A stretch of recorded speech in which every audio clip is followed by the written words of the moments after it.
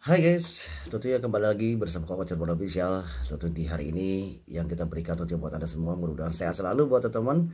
Tentunya kita akan reaction lagi. Ada beberapa tentunya 3 video yang kita akan reaction. Di antaranya ada Bu Titin, juga Susnodo Aji, dan juga ada Putri.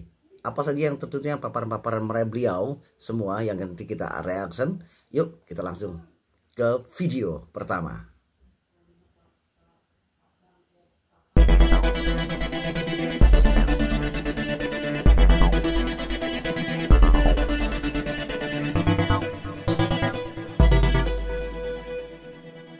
Kenapa sih jaksa selalu nanya apa dipukul di muka persidangan?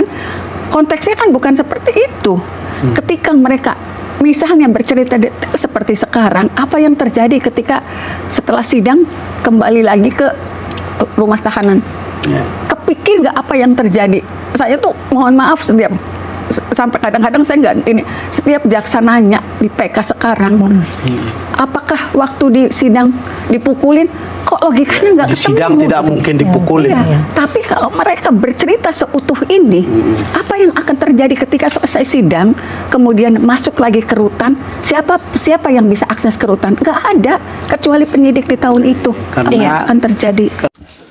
Baik, kembali lagi di Koko Cirebon Official, dan hari ini tentunya kita mau reaction Bu Titin. Apa ungkapan-ungkapan Bu Titin, dan seolah-olah Bu Titin mengungkapkan bahwa apa yang terjadi tentunya di dalam persidangan menurut salah satu jaksa, apakah di dalam persidangan itu Anda itu disiksa, bertanya kepada terpidana tentunya, salah satu dari terpidana.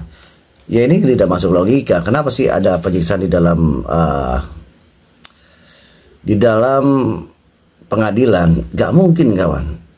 Ini pertanyaan-pertanyaan konyol yang tidak bisa masuk dalam akal pikiran kita. Coba bertanya, apakah di dalam penyidikan, penangkapan, mendapatkan penyiksaan? Itu yang betul. Kenapa nggak dipertanyakan seperti itu?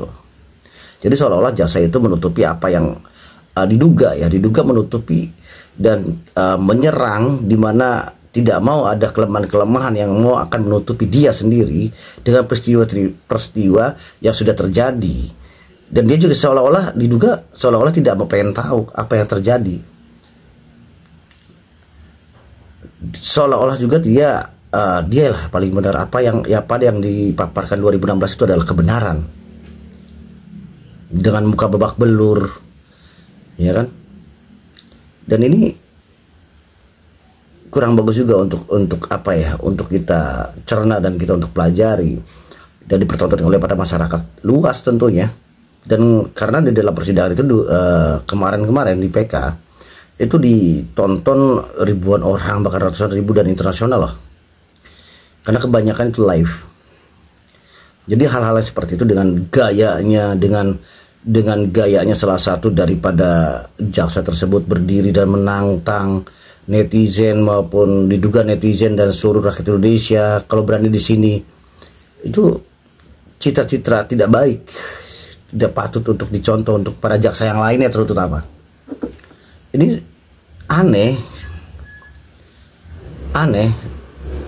tingkah laku yang seperti itu, contoh-contoh yang tidak baik yang dilihat, yang diucapkan, perkataan, gaya bahasa tubuh yang kita bisa lihat bersama di dalam persidangan itu tidak baik buat contoh-contoh tentunya orang-orang yang pengen masuk menjadi jaksa baru. Dan itu contoh, bukan pembenaran, tapi keadilan yang sebenarnya yang terjadi. Apa yang terjadi di dalam peristiwa 2016 itu? Apakah di dalam peristiwa itu ada ketidakadilan yang diterima oleh terdakwa pada saat itu 8? Atau memang di dalam penyidikannya ada kesalahan? Mereka tidak mencari, mencoba untuk berpikir seperti itu. Karena sepertinya juga dari jaksa juga ada tim khusus untuk turun dan menyelidiki di TKP, kawan-kawan. Tapi sepertinya tidak terjadi itu. Hanya menerima berkas, dipelajarin berkasnya, benar atau salah nggak tahu. Yang penting sudah PS21 diterima sama jaksa, jaksa diolah, diamin oleh hakim, selesai. Tanpa investigasi dulu. Ini yang terjadi di 2016. Ya, kita berharap apa yang terjadi, apa yang kita sudah lihat bersama dengan yang terjadi PK yang saat ini di dalam persidangan, tingkah laku dari jaksa, mudah-mudahan ini bukan jadi suatu contoh. Jangan dijadiin contoh keburukan jaksa yang kita lihat bersama. Dengan jaksa seolah-olah mencerminkan bukan jaksa, tapi mencerminkan seorang preman di dalam pengadilan, dan itu tidak layak untuk kita contoh.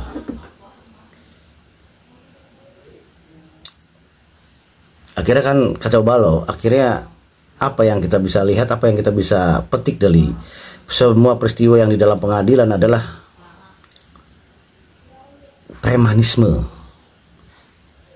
preman yang berkedudukan jaksa.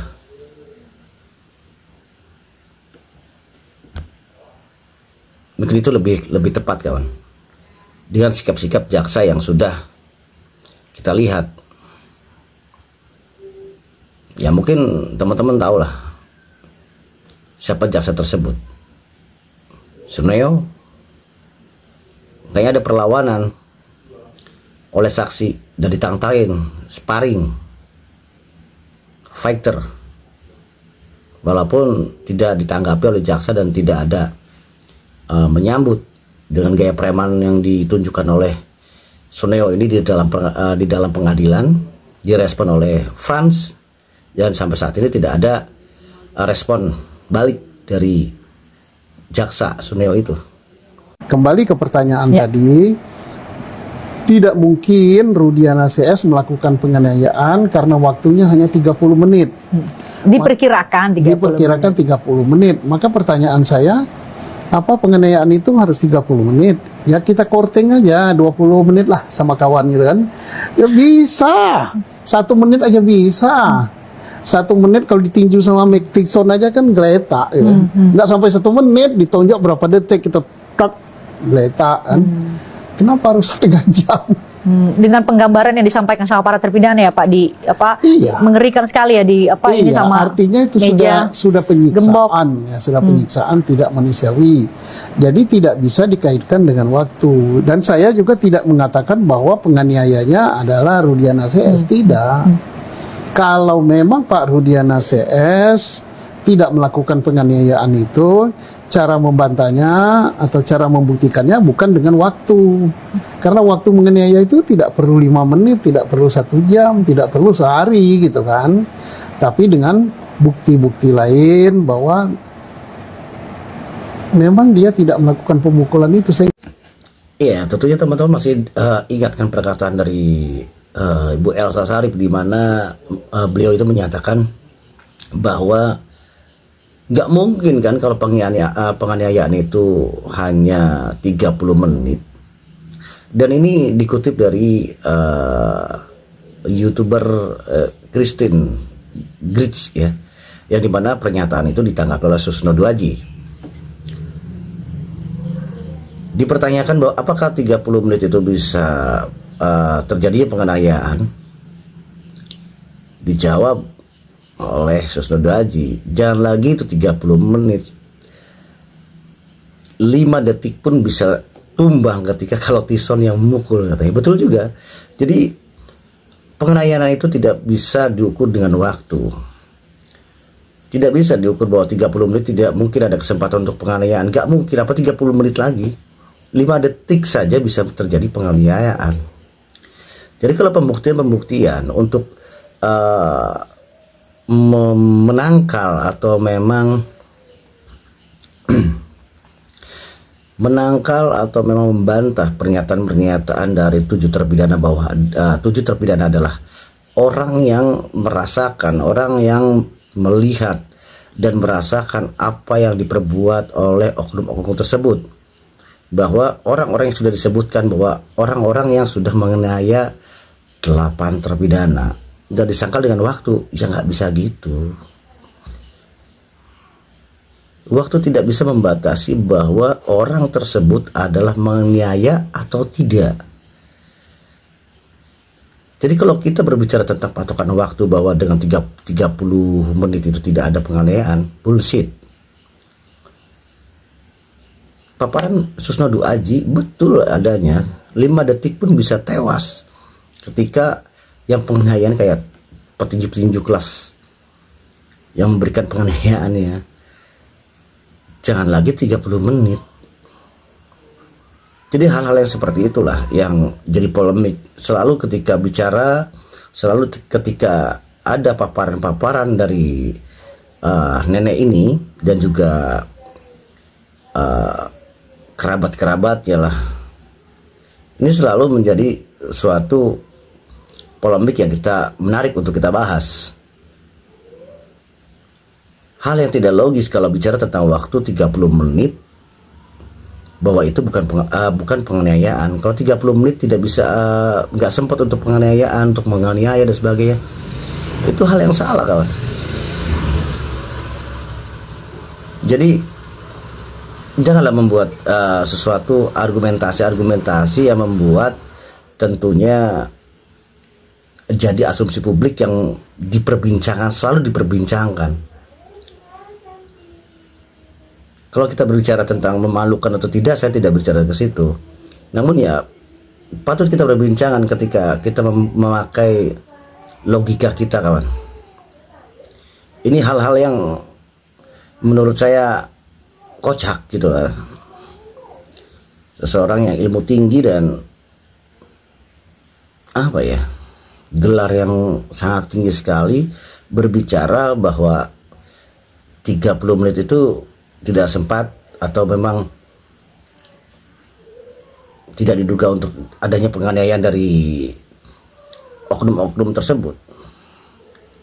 Jadi satu pelajaran buat kita saja, kita petik aja hikmahnya ketika kita sebagai netizen yang selalu tentunya memantau, mengikuti kasus Vina Cirebon ini, ya kan, selama ini hal-hal yang menjadikan suatu pacuan dan hal-hal yang menjadikan suatu kita perbincangkan hal yang seperti ini gitu loh, hal-hal yang konyol, hal-hal yang kocak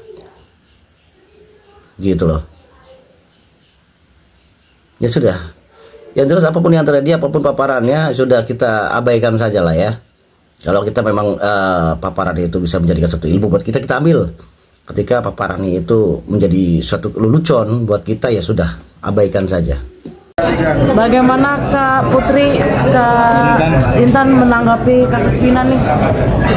Sidang PK sudah berjalan, sudah selesai ya. Menurut keterangan dari pengacara 7 terdakwa mengatakan kalau sidang sudah selesai, tinggal menunggu keputusan dari MA. Seperti apa mungkin Kak? Ya tentunya kita sama-sama menunggu hasil dari putusan PK terlebih dahulu. Karena juga kan kami tidak mengikuti persidangan saat PK kemarin ya, kami tidak mengikuti.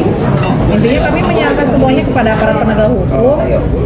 Kalau memang ketujuh terpidana tersebut memang bukan pelakunya, ya harus dibebaskan. Seperti itu.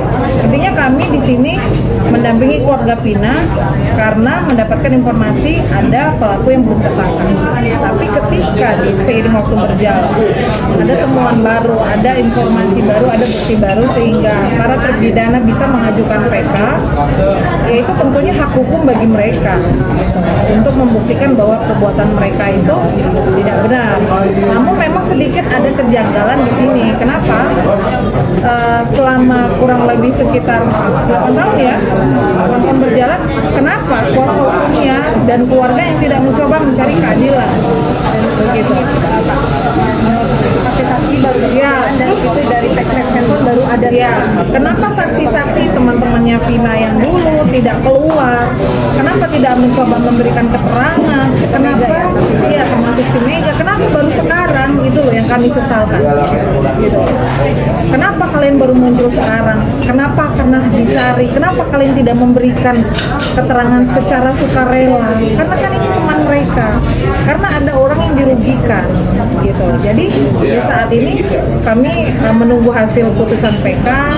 Kalau memang dikabulkan berarti ada keuntungan juga bagi keluarga terpidana dan harus bersyukur karena berkat adanya film Vina maka perbuatan mereka bisa dibantu dan tidak terbukti. Kan seperti itu. Ini terkadang lucu juga ya, Mbak Putri ini ya menanyakan bahwa kenapa saksi-saksi itu baru bermunculan. Kalau kita melihat kiblat kiprah dari Mbak Putri yang dulu bergebu-gebu dan selalu ada dan selalu mendampingi, ya kan. Kalau kita bicara, kalau Mbak Putri bilang bahwa kenapa saksi itu baru bermunculan, ya kan, kita pun bisa menanyakan bahwa kenapa sih Mbak Putri pertama kali menggebu-gebu dan juga di mana tentunya selalu terdepan lah ya, selalu ke Polda dan sebagainya. Dan sekarang ini nggak bermunculan, kenapa gitu kan? Dan tidak memantau. Kalau memang Mbak Putri ini salah satu kuasa hukum dari Vina, seharusnya memantau dong, ya kan? Memantau perkembangan PK sehingga Mbak Putri itu tahu materi-materi apa yang harus dipaparkan nanti ketika Mbak Putri memberikan satu statement, ya kan? Seorang pengacara harus tahu dong perkembangannya. Itu yang seharusnya dilakukan kan. Kami saja sebagai netizen aja selalu memantau, mengikuti kasus ini. Kita bukan pengacara, bukan siapa-siapa, hanya orang-orang yang tak kenal hukum tapi mengetahui kasus ini, gitu kan. Mengikuti kasus ini sehingga kami paham apa yang akan terjadi nanti kan.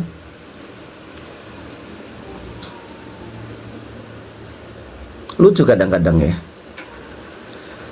tidak tahu informasi-informasi yang terupdate, tapi kau bisa bicara tentang kenapa saksi baru bermunculan sekarang, iya kan?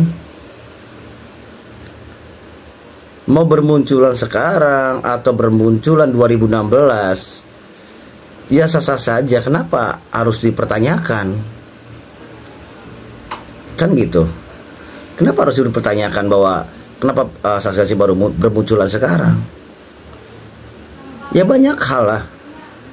Perbedaan 2016 dan 2024 sekarang. Karena sekarang viral, jadi asumsi publik bahkan internasional saat ini, ya kan? Sehingga bermunculan wajar. Ketika bermunculan itu mereka berstatement, mereka bersaksi di persidangan, seharusnya bersyukur. Seharusnya bersyukur. Kita bisa mengetahui apa yang terjadi sebenarnya, apa sebenarnya peristiwa ini.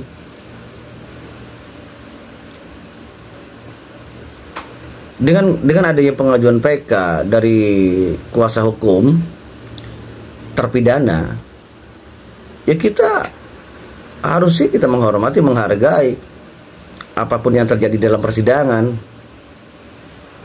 gitu loh. Namun paling tidak kalau memang bicara tentang kuasa hukum, yang paling tidak kita melihat, memantau, mencari informasi-informasi yang terbaru, selalu mendampingi klien. Mungkin Mbak Putri lagi sibuk sendiri sih ya sekarang ya. Jadi Mbak Putri nggak tahu informasi terupdate mungkin, ya kan? Jadi berbicara hanya putaran-putaran itu sih. Kenapa sih saksinya baru nongol? Itu kan dibicarakan udah lama banget itu. Dan selalu yang dipertanyakan seperti itu aja, dan putar-putaran itu aja sih menurut aku. Begitu sih Kak Putri. Sebelum ditemukan dalam kondisi tidak bernyawa, Eki dan Vina dalam pengaruh alkohol dan obat-obatan terlarang. Menurut keterangan dari Bapak Jutek Bungsu, mungkin seperti apa Kak? kan ada hasil visum ya, ada hasil otopsi ya, ada nggak? Kami juga nggak tahu ya apakah benar. Itu menurut keterangan dari orang terakhir yang bersama Makanya Vina. harusnya kan di dalam visum itu ada dong. Misalkan kan mereka darahnya diambil, ada bekas minum zat-zatnya, harusnya ada di situ. Tapi kan di dalam hasil visum dan otopsi kan tidak dituangkan. Jadi kami juga tidak tahu. Harusnya bisa menerangkan itu adalah dokter yang memeriksa kedua jenazah tersebut ya. Ya intinya apakah kesaksian tersebut bisa dipertanggungjawabkan di muka persidangan dengan bukti kan seperti itu. Kalau hanya Katanya dia ya bercerita. silakan aja, tapi kan yang berbicara adalah fakta persidangan adalah bukti visum. Apakah keterangannya itu bisa dipertanggungjawabkan? Ya bisa lah. Di situ ada bukti saintifik. Aneh-aneh aja ini orang. Jadi sebelum berkomentar itu kalian tuh harus mengikuti dalam persidangan ini, mengikuti apa yang sudah dipaparkan di dalam persidangan, apa peristiwa yang terjadi di dalam persidangan, gitu loh. Harusnya begitu. Mungkin beliau ini terlalu sibuk. Ya isunya sih mau jadi channel code. Mana itu Lampung ya. Jadi sehingga belum sempat untuk memantau, melihat atau informasi-informasi terupdate. Jadi beliau itu mungkin kurang karena saking sibuknya untuk pencalonannya mungkin ya, gitu sih. Oke deh, tentunya Koko Cirebon Official. Terima kasih semuanya. Mudah-mudahan sehat-sehat semua. Saya Koko Cirebon Official pamit undur diri di hadapan Anda dengan akhir kata wassalamualaikum warahmatullahi wabarakatuh. Jangan lupakan akal sehat kita.